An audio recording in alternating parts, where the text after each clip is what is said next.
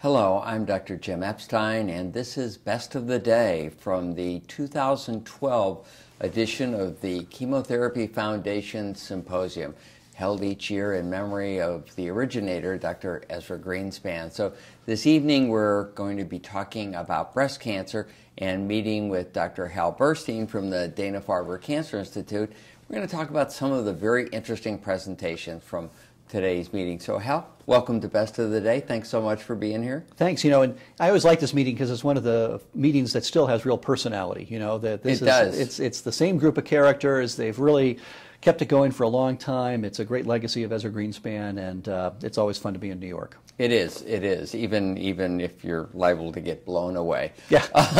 No hurricanes, no nor'easters. Nothing, but a little snow, but not too much. So I want to start off the very first presentation in the breast cancer session this afternoon was really the Ezra Greenspan Memorial Lecture, and Jose Baselga, who's recently moved from Boston to Memorial Sloan Kettering, gave an interesting discussion of the role of the PI3 kinase AKT-mTOR signaling pathway in breast cancer, referencing, of course, a Bolero-2 trial that he was very much involved in. So tell us about his presentation, and then Skip Burris, a little later in the day, also talked about that pathway and some of the ongoing and planned Bolero trials that are moving forward. So give us your take on the role of the PI3 kinase pathway in breast cancer and how it interacts with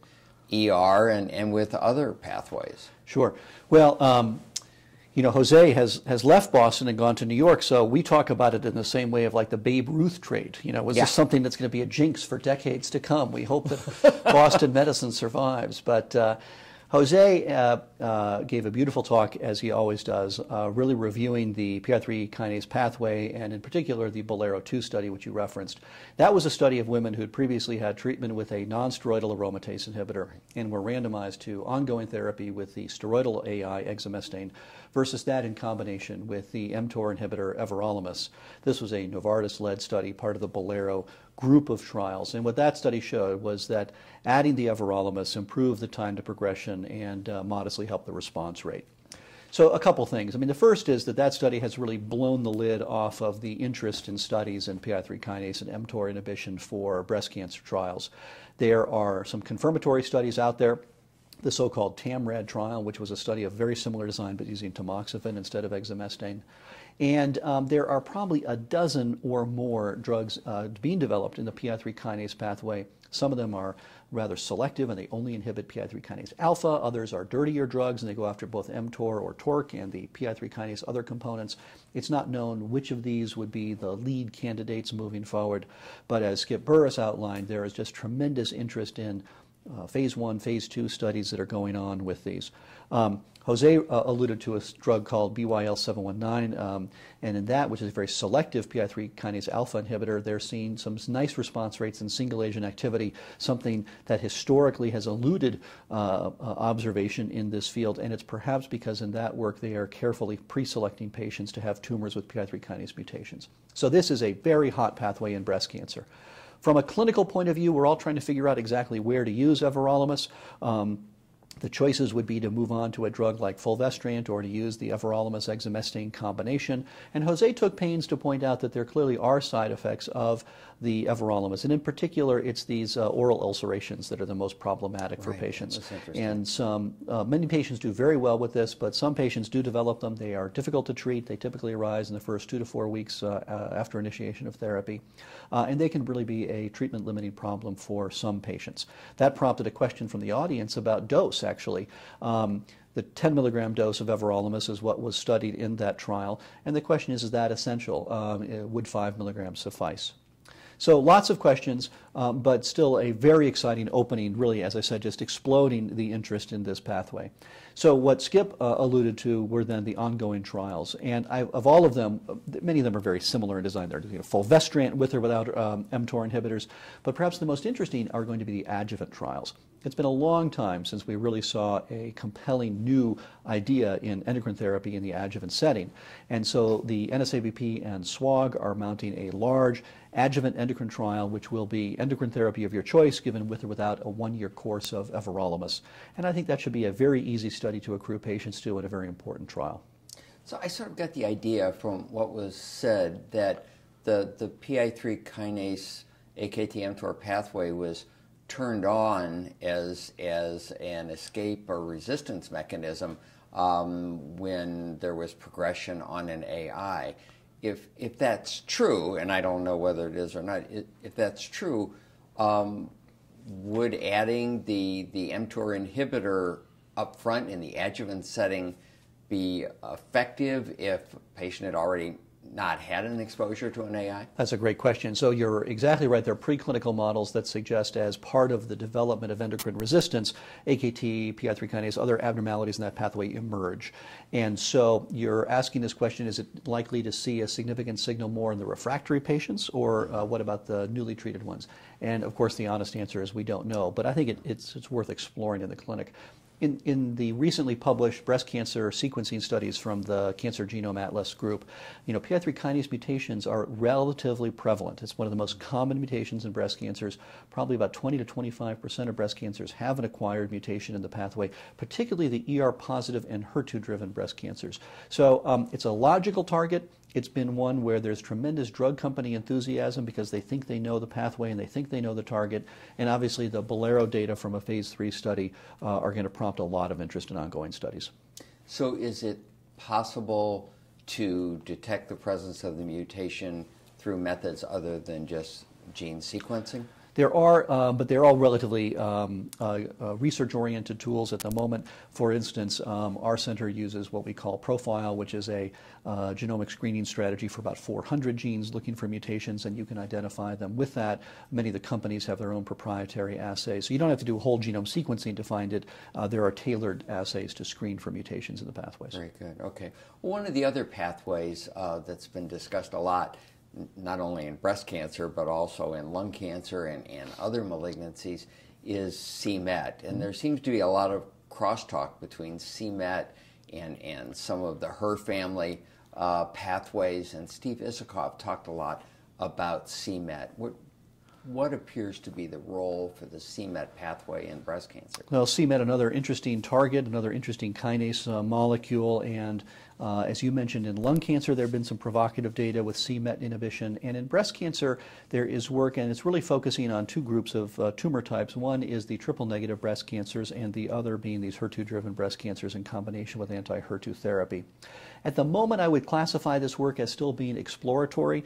They are now embarking on significant phase 2 efforts to look to characterize the activity of some of these newer drugs.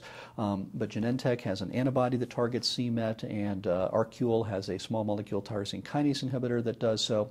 And so this is a pathway that people are sort of finding their way into now. It looks to be important in growth regulation for certain subsets, and hopefully we'll see some positive signals emerge that would suggest it's worth pursuing further development. So I understand Cmet mutations are fairly rare, but there's a fair amount of amplification and overexpression of the Cmet protein. Is this pretty common in breast cancer, and is it seen early, or is it a later development? It is relatively uncommon, and it is, as I said, it's particularly enriched in some of these subsets. But the relationship between response to Cmet inhibition and presence of these mutated pathways is not clear.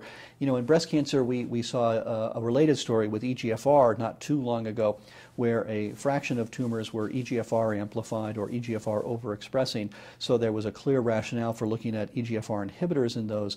They never panned out as being clinically important. Very good.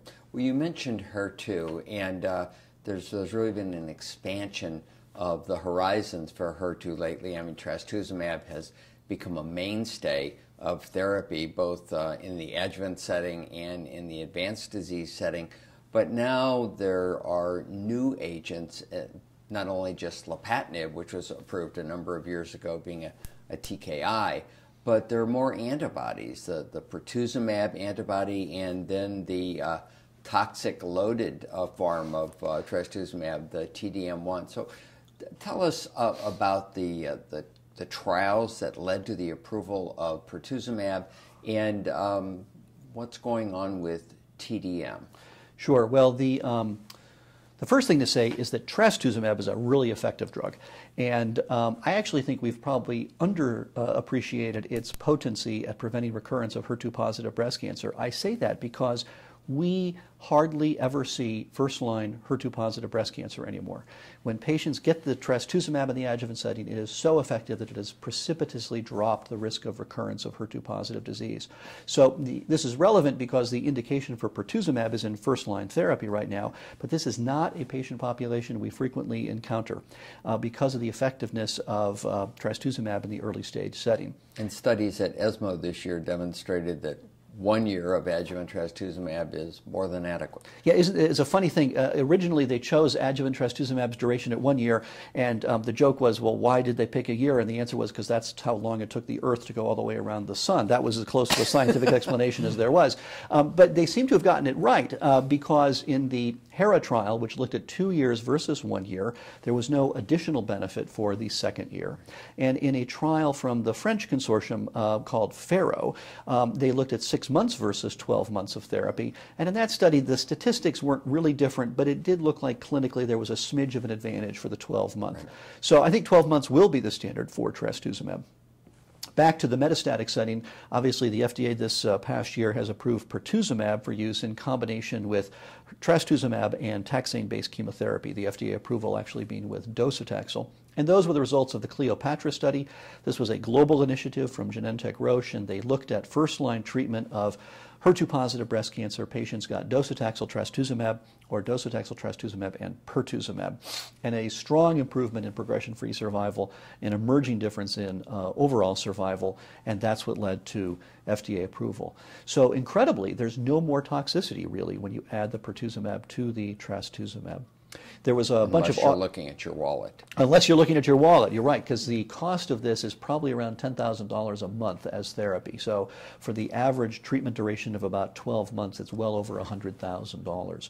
And how does pertuzumab differ from trastuzumab as far as how it functions and how it attacks the... So they're both humanized monoclonal antibodies, and if you look at the HER2 protein, it emerges from the cell and sticks up. Trastuzumab binds sort of down here, just above the extracellular membrane. Pertuzumab binds up in a higher domain, and it's thought to interfere with the interactions between the HER2 and the HER3 molecules. So the antibody binding creating steric interference that then does something to tweak the physiology of the cell.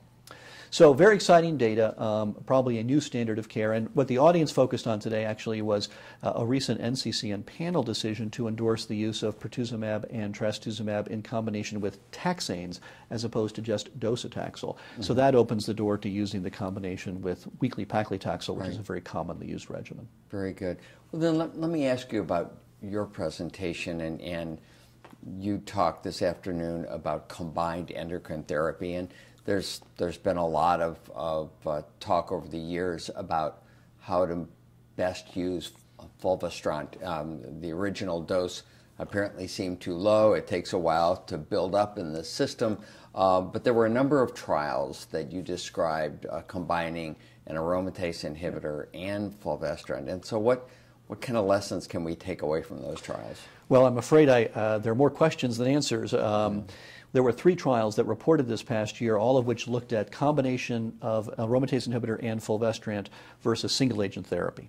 And there were mixed results. There was a SWOG trial that looked at first-line endocrine treatment with anastrozole given with or without fulvestrant. And that was a positive study that showed an improvement in progression-free survival and an improvement actually in overall survival and led to a New England Journal of Medicine publication. But previous to that, by about 6 months, we had seen the results of the FACT trial, F-A-C-T, exact same study design, exact same drugs, exact same doses and schedule, different result, no improvement in progression-free survival for the combination, no improvement in overall survival. That only got a JCO paper because of those negative findings. So I've tried hard to reconcile these, and the shorthand explanation has been that perhaps the patient populations differed, and the less heavily pretreated group in the SWOG trial meant that the intervention with the 2 drugs in combination looked better. That is a possible explanation, but when you actually look in the FACT trial at the subset of patients who also had very little prior treatment, there was no signal of activity. So probably it's the play of chance around one of these studies, but which one the truth is hard to know. At our center, we still use mostly monotherapy as our initial approach to treatment.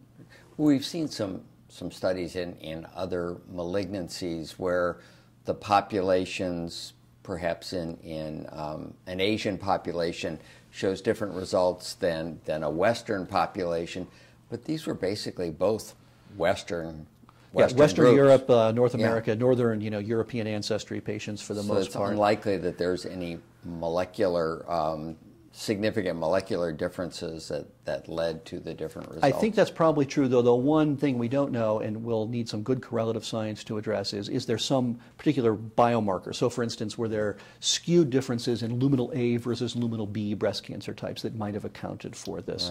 Right. But to date, we haven't seen that information. Very good.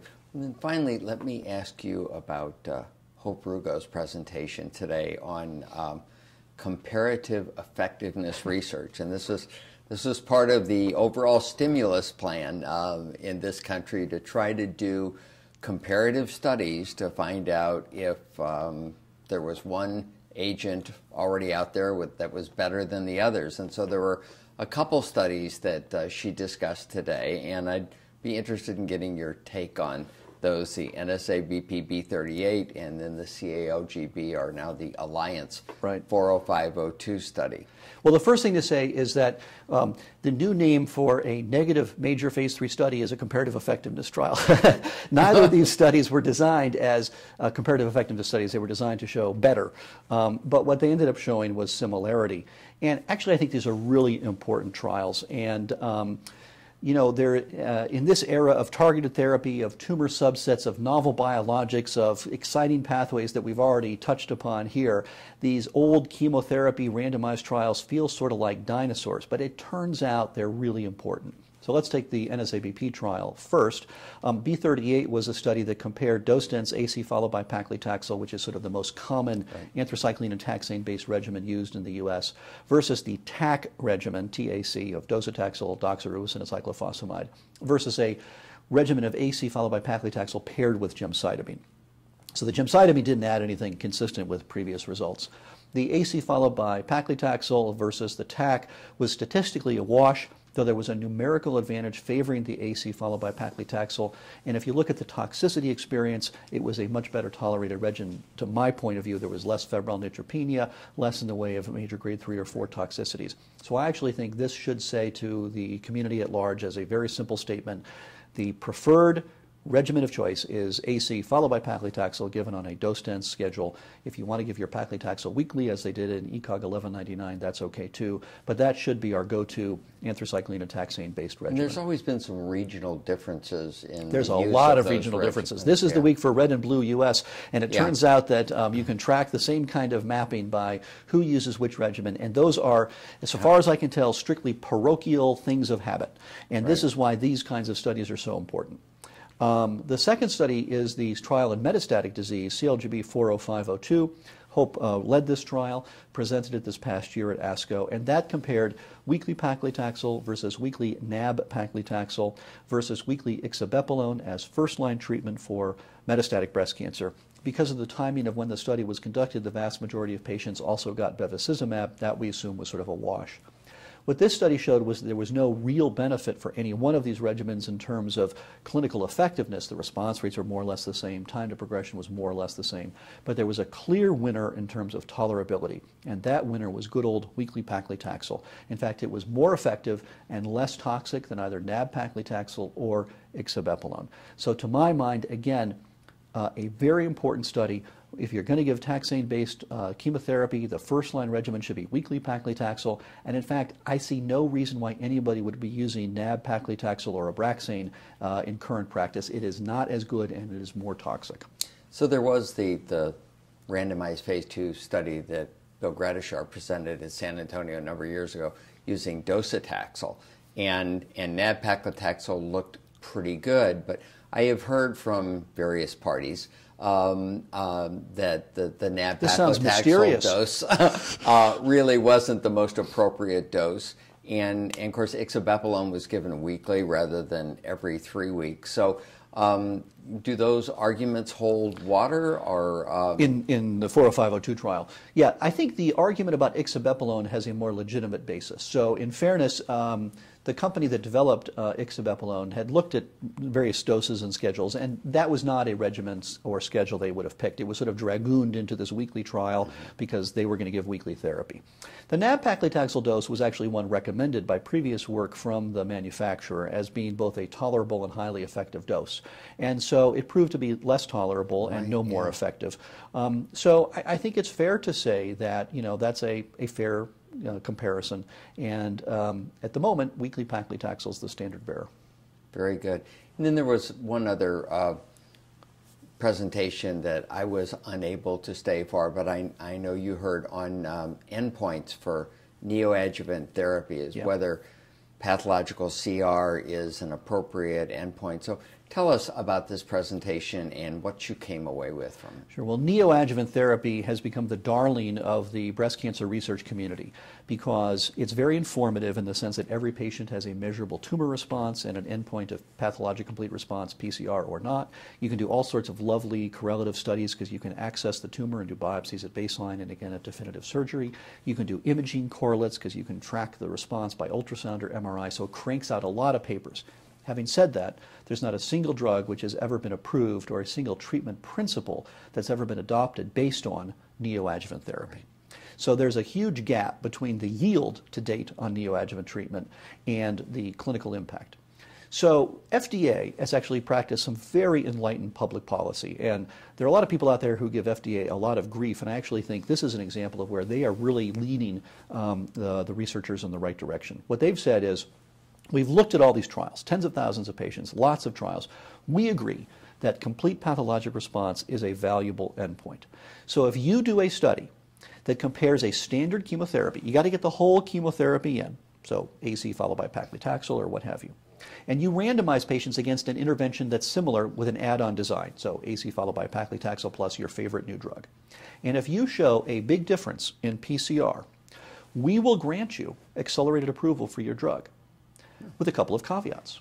Those caveats are that you got to get all the therapy in first. You can't use ER-positive breast cancer patients because it's not clear that PCR is an important endpoint in ER-positive. And you have to follow these patients for a long time. And if your study shows a difference in PCR, but does not show a difference in disease-free survival or overall survival, they're going to take away that accelerated approval. And by contrast, if it confirms it, then you get full approval. So this is a very enlightened piece of public policy. It gets drugs on new principles to patients faster, but it holds the investigators accountable for the long-term follow-up. It's a risk and reward situation for drug companies. They might get an early positive signal and then have to take a drug away. And the other thing that I think that, and Dr. Tatiana Prowell from FDA and Johns Hopkins spoke eloquently on this, the shift that you have to see in PCR is yet to be determined, and I think this is where people may be a little surprised. I think that if you do a study and show, and I'm making up these numbers, I'm not speaking for FDA by any means, but if you showed 26% versus 29%, I don't think they're going to buy that. I think they're going to want to see a big difference, and they're actually doing some research work to find out how big a difference in PCR would you need to have that translate down the road into a difference in disease-free survival. So this is liable to be applicable for HER2 positive, hormone receptor negative, and triple negative. That's right, and I think the particular niche they would love to see develop first is triple negative. As you know, that has been a difficult disease to treat. We don't have a targeted therapy. Chemotherapy is our mainstay, and yet these tumors do have sensitivity in the neoadjuvant setting. And so I think that's really the unmet needs situation. HER2 positive probably also will meet the criteria because they will accept uniform treatment with anti-HER2 agents out back.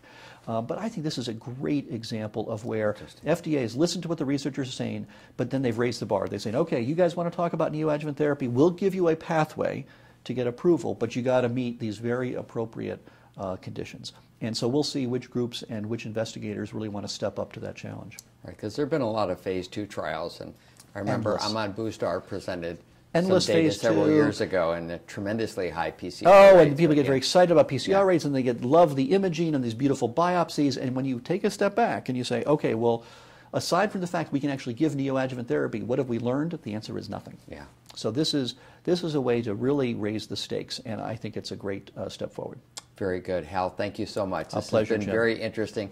A great review of the data. I think it's really interesting to see that breast cancer, the whole field and the science is really catching fire.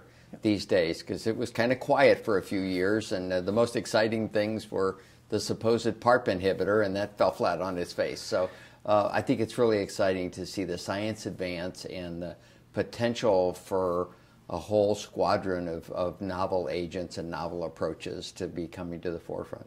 Absolutely. So very good. All right, so thanks again, and thanks to all of you for watching this segment of Best of the Day from the 2012 Chemotherapy Foundation Symposium.